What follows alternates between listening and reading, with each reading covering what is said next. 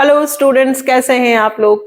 हम लोग admission of a partner कर रहे हैं टीएस ग्रवाल क्लास 12 में 4 चैप्टर, जिसमें हम लोगों ने इससे पहले वाले वीडियो में अकाउंटिंग ट्रीटमेंट ऑफ गुडविल, यानी कि जब नया पार्टनर गुडविल लेकर आता है तो किस तरह से जर्नल एंट्री बनती है, वो पूरा वीडियो हम लोगों ने 2 पार्ट में बनाए हैं। आप लोग देख लीजिएगा। अब हम आते हैं 6 मार्क्स के क्वेश्चन पर। एडमिशन में 6 मार्क्स का क्वेश्चन 101% फिक्स होता है, जिसमें revaluation, partners capital and balance sheet बनती है। तो सबसे पहले मैं आपको बहुत ही इजी तरीके से रीवैल्यूएशन अकाउंट कैसे बनता है, पार्टनर्स कैपिटल अकाउंट कैसे बनाया जाता है और फिर बैलेंस शीट, जो मैं आपको बताती जा रही हूं आप उसको नोट डाउन करना, याद करना, तो आपको 6 मार्क्स के क्वेश्चन में बहुत हेल्प मिलेगी। ठीक है, सबसे पहले फर्स्ट पे क्या बनता है हमारा, रीवैल्यूएशन अकाउंट। ये डेबिट साइड,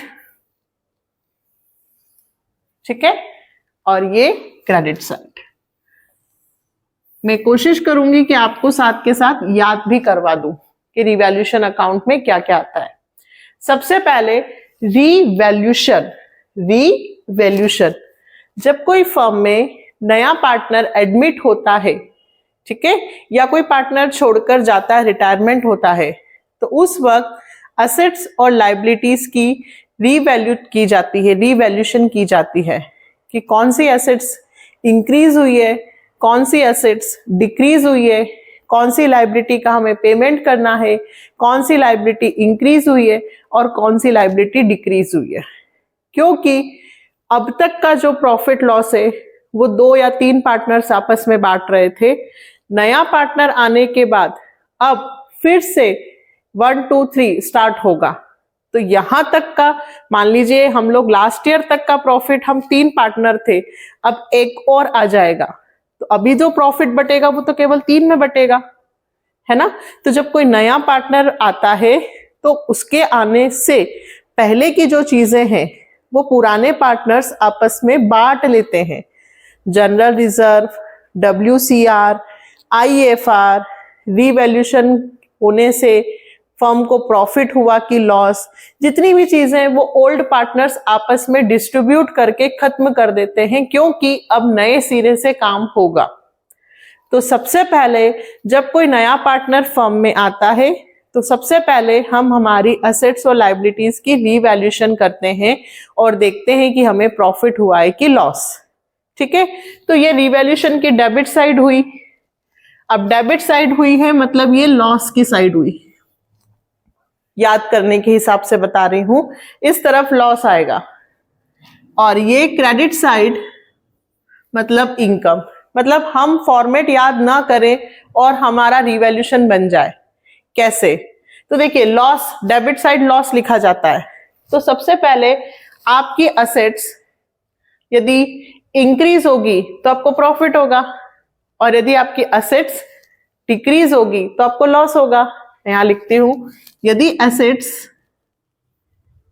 इंक्रीज हो बेटा तो आपको क्या होगा, प्रॉफिट, है ना, बिल्कुल इजी वे में। और यदि एसेट्स की वैल्यू डिक्रीज हो तो आपको क्या होगा, लॉस, है ना। एसेट्स मतलब तो आप समझते ही हैं 12th के students, land, building, plant, machinery, debtors, इनकी वैल्यू यदि इंक्रीज होगी तो आपको प्रॉफिट होगा, और इनकी वैल्यू यदि डिक्रीज हो तो आपको लॉस होगा। इसी का अपोजिट, यदि लायबिलिटीज इंक्रीज हो तो आपको लॉस होगा, और लायबिलिटी डिक्रीज हो तो आपको प्रॉफिट होगा। आप इतनी बातें याद रखने से भी रीवैल्यूएशन अकाउंट बना सकते हैं। ठीक है, अब लॉस इधर लिखूं, मतलब जब असेट्स डिक्रीज होगी, टू डिक्रीज इन एसेट्स, जब एसेट्स डिक्रीज होंगी तो इधर आएगा, तो इंक्रीज होगी तो बाय साइड आएगा,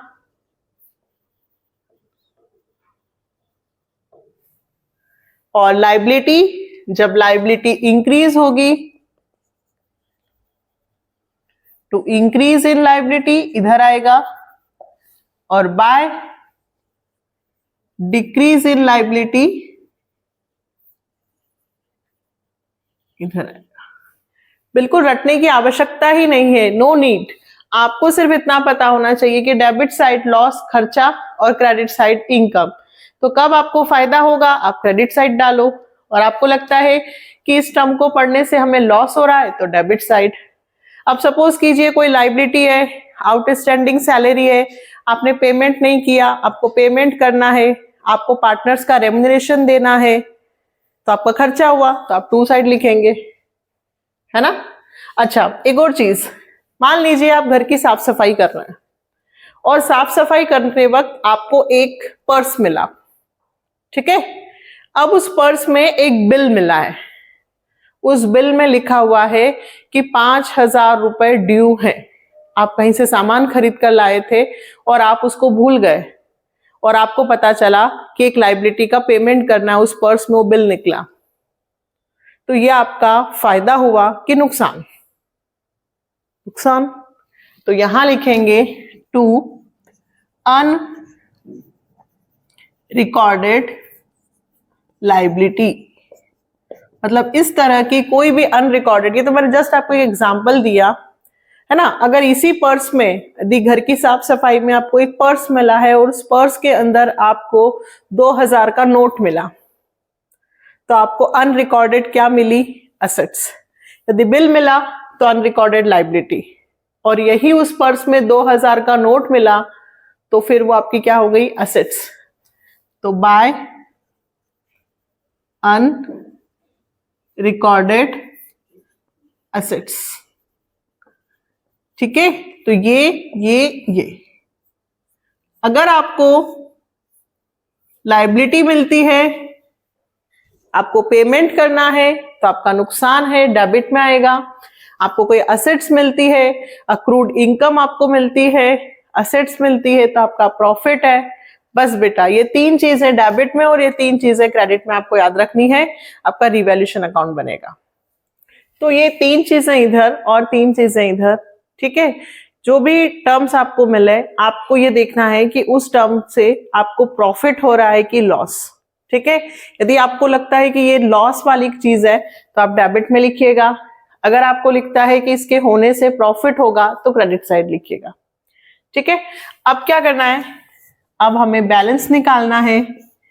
यदि हमारी क्रेडिट साइड बड़ी हुई तो बैलेंस डेबिट में आएगा, है ना। ये क्रेडिट साइड बड़ी है तो उसमें से अगर एक्सपेंसेस माइनस हुए तो जो बैलेंसिंग फिगर आएगा वो प्रॉफिट होगा। किसका प्रॉफिट? रीवैल्यूएशन। और ये रीवैल्यूएशन प्रॉफिट ट्रांसफर होगा पार्टनर्स कैपिटल या फिर करंट। ये तो आपको पता है कि यदि क्या कैपिटल फिक्स्ड हुई तो करंट का यूज कीजिएगा, अदरवाइज पार्टनर्स कैपिटल। अगर ये वाली साइड बड़ी हुई तो इस साइड का टोटल करके उसमें से ये चीजें माइनस करना, इस तरफ यदि आंसर आएगा तो प्रॉफिट। और यदि बैलेंसिंग फिगर डेबिट साइड बड़ी हुई हो, इधर 1 लाख हो और इधर 80,000 हो, तो 20,000 रुपए इधर आए, तो यहां लिखाएगा by loss transfer to partners, ठीक है। या तो पार्टनर्स कैपिटल या पार्टनर्स करंट, ठीक है। तो हमने सबसे पहले क्या सीखा? रीवैल्यूएशन। एक बार फिर से रिवाइज करते हैं।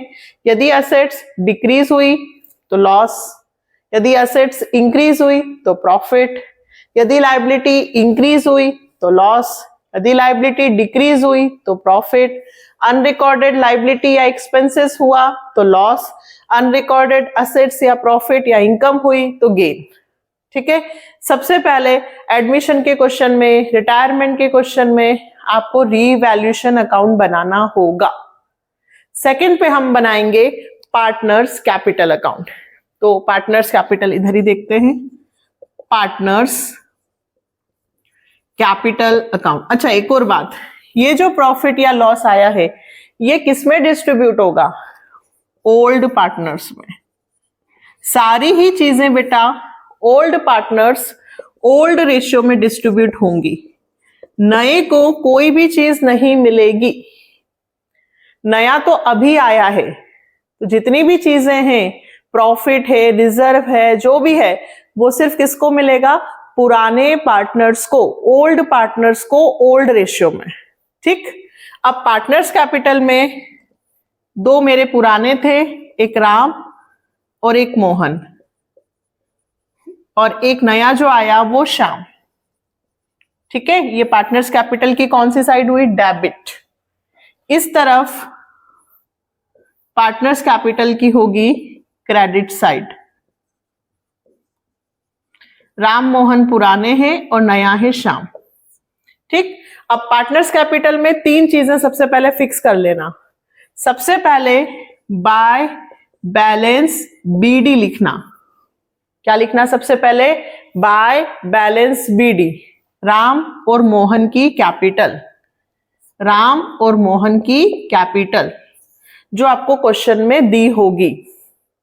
फिर नए पार्टनर की कैपिटल बाय बैंक या कैश करके, जो नया पार्टनर अपने घर से लाया। फिर थर्ड पे बाय बैंक या कैश गुडविल, जो नया पार्टनर लेकर आया है, प्रीमियम फॉर गुडविल। वो पैसा श्याम में नहीं आएगा बल्कि राम और मोहन में आएगा, क्योंकि गुडविल का जो पैसा नया पार्टनर घर से लाता है वो ओल्ड पार्टनर्स को सेक्रीफाइसिंग रेशियो में बढ़ती है। ये तीन चीजें आपको सबसे पहले याद करनी है बेटा। सबसे पहले पुराने पार्टनर्स की कैपिटल, फिर नए की कैपिटल, फिर नया जो गुडविल का पैसा लाया है, प्रीमियम फॉर गुडविल, वो। ठीक, फिर उसके बाद रीवैल्यूएशन का ये जो प्रॉफिट होता है 2 में, वो यहां पे बाय में लिखा जाता है, बाय रीवैल्यूएशन प्रॉफिट। उसके अलावा क्वेश्चन में यदि आपको बैलेंस शीट में जनरल रिजर्व, WCR या IFR कुछ भी दे रखा हो, बस फिर से सबसे पहले कैपिटल, फिर नए की कैपिटल, फिर गुडविल, फिर रिवैल्यूएशन का प्रॉफिट हुआ यदि 2 में तो बाय में, और क्वेश्चन में यदि बैलेंस शीट में क्रेडिट साइड में, सॉरी क्रेडिट मतलब क्रेडिट बैलेंस है ना, जो लायबिलिटी साइड में लिखा होता है general reserve, WCR, IFR, P&L, ऐसा कुछ भी यदि क्रेडिट साइड में लिखा हो तो वो पार्टनर्स में डिस्ट्रीब्यूट कर देना। इधर की साइड लिखा होगा लायबिलिटी साइड, तो क्रेडिट इधर आएगा। और फिर उसके बाद डेबिट में क्या आएगा? यदि लॉस हुआ तो ये डेबिट में आ जाएगा, टू रिवैल्यूएशन लॉस। यदि क्वेश्चन में एसेट साइड में P&L, एसेट साइड में एडवर्टाइजमेंट सस्पेंस, ये दो चीजें दी होती हो, P&L या एडवर्टाइजमेंट सस्पेंस, जो भी चीजें होंगी सिर्फ पुराने में जाएगी, नए को कुछ भी नहीं। और क्वेश्चंस में आएंगे तब मैं आपको समझाऊंगी। अभी मैं आपको बेसिक कंसेप्ट बता रही हूं कि इधर की चीजें हो तो इधर डिस्ट्रीब्यूट करना, इधर की चीजें हो तो इधर, अपोजिट साइड। क्या क्या डिस्ट्रीब्यूट होता है पार्टनर्स में? General reserve, WCR, IFR, P&L, पुरानी गुडविल लिखी हो यदि बैलेंस शीट में असेट्स में तो वो गुडविल, ये कौन सी गुडविल है? ओल्ड गुडविल जो राइट ऑफ होगी। फिर उसके बाद इनका टोटल निकालकर उसमें से इनके टोटल को माइनस करेंगे और लिखेंगे टू बैलेंस CD। ये जो बैलेंस CD होती है ये न्यू कैपिटल होती है। कौन सी कैपिटल होती है? न्यू, जो बैलेंस शीट में लिखी जाएगी। फिर से फर्स्ट पे क्या बनेगा? रिवैल्यूएशन। सेकंड पे क्या बनेगा? Partners capital. पार्टनर्स कैपिटल में सबसे पहले पुरानी कैपिटल, फिर नई कैपिटल, फिर जो गुडविल लाया है श्याम वो दोनों में डिस्ट्रीब्यूट होगी। फिर क्वेश्चन में यदि रिवैल्यूएशन में प्रॉफिट आया है, बैलेंस शीट में असेट्स में GR, general reserve, WCR, IFR, P&L, वो तो डिस्ट्रीब्यूट होगा, पुराने पार्टनर्स पुराना रेशियो। इस तरफ लॉस, यदि लॉस होगा तो इधर P&L, एडवर्टाइजमेंट सस्पेंस, यदि क्वेश्चन में गुडविल दी हो असेट्स में तो फिर बैलेंस निकालकर बैलेंस CD। पहली step revaluation account, second step partners capital और लास्ट बनेगी हमारी बैलेंस शीट। बैलेंस शीट में क्या चेंजेस होगा? जो पुरानी बैलेंस शीट है उसको देखकर आपको नई बैलेंस शीट बनानी है। चेंज होगा यदि क्वेश्चन में कैश या बैंक हो तो आपको उसमें कैपिटल और गुडविल का पैसा ऐड करना है। कौन सा वाला? जो नया पार्टनर लाया है। सपोज कीजिए नया पार्टनर गुडविल के 50,000 रुपए और कैपिटल के 1 लाख रुपए लाया, तो फर्म में आपके पास 1.5 लाख रुपए आए, तो आपकी बैलेंस शीट में कैश या बैंक में आप नया पार्टनर जो कैपिटल और गुडविल का पैसा लाया है वो प्लस करके लिखेंगे। एडमिशन का यदि क्वेश्चन होगा तो कैश का पैसा इंक्रीज होकर आएगा। कौन सा पैसा इंक्रीज? जो यहां से नया पार्टनर लेकर आता है। यदि ड्राइंग होगी तो माइनस भी होगा, बट वो अभी याद नहीं रखना, जब क्वेश्चन में आएगा तब मैं आपको बताऊंगी। ठीक। सेकंड पे हमें ध्यान रखना है कि रीवैल्यूएशन में जो भी असेट्स इंक्रीज हुई है वो असेट्स को यहाँ पे प्लस करके लिख देना और जो असेट्स डिक्रीज हुई है उसको माइनस करके। लायबिलिटी में भी ऐसा होगा, जो लायबिलिटीज इंक्रीज हो गई तो लायबिलिटी को इंक्रीज करके लिखेंगे, जो लायबिलिटी डिक्रीज हो गई उसको डिक्रीज। लेकिन जनरल रिजर्व, WCR, P&L ये सब चीजें पार्टनर्स बैलेंस शीट में नहीं आएंगी क्योंकि ये सब चीजें पार्टनर्स में बढ़ चुकी हैं। तो बैलेंस शीट बनाते वक्त हमें सबसे पहले ध्यान रखना है कि जितनी चीजें पार्टनर्स में डिस्ट्रीब्यूट हो गई हैं वो बैलेंस शीट में नहीं आएंगी। बैलेंस शीट में ये वाली जो पुरानी कैपिटल है नहीं लिखेंगे, न्यू कैपिटल लिखेंगे जो आपने निकाली है। पुरानी जो बैलेंस शीट थी वो सिर्फ राम और मोहन की थी। अब जो बैलेंस शीट बनेगी वो राम, मोहन और श्याम की होगी। तो जो नीचे यहां पे बैलेंस CD करके आया होगा वो हम यहां लिखेंगे, राम, मोहन और श्याम की कैपिटल। ठीक है। फिर से बैलेंस शीट में कैश या बैंक में अमाउंट प्लस करके लिखना है और GR, WCR, IFR, P&L, goodwill ये सब नहीं लिखना है क्योंकि ये सब यहाँ पे डिस्ट्रीब्यूट हो चुका है और नई कैपिटल लिखना है। और इसके अलावा जो एसेट्स इंक्रीज होगी उसको प्लस करके, जो लायबिलिटी डिक्रीज होगी उसको माइनस करके। इस तरह से एडमिशन का 6 मार्क्स का क्वेश्चन होगा। सबसे पहले आपको मैं डायरेक्ट क्वेश्चन भी करा सकती थी, बट नहीं, मैंने आपको पहले चीजें समझाई हैं। अब मैं आपको जो नेक्स्ट वीडियो में क्वेश्चंस कराऊंगी तो आपको डेफिनेटली आएंगे। तो जो भी स्टूडेंट्स एडमिशन का 6 मार्क्स का क्वेश्चन करना चाहते हो वो पहले इस फॉर्मेट को अच्छे से समझे, याद कर ले और फिर मेरे साथ क्वेश्चंस करें। ठीक है। तो नेक्स्ट वीडियो में एडमिशन के इंपॉर्टेंट क्वेश्चंस, एडजस्टमेंट वाले और सारे क्वेश्चंस हम करने वाले हैं। तो मेरे साथ बने रहें और चैनल को लाइक, सब्सक्राइब एंड शेयर करें ताकि आपको ऐसे ही अच्छे अच्छे वीडियोस मिलते रहें। बाय।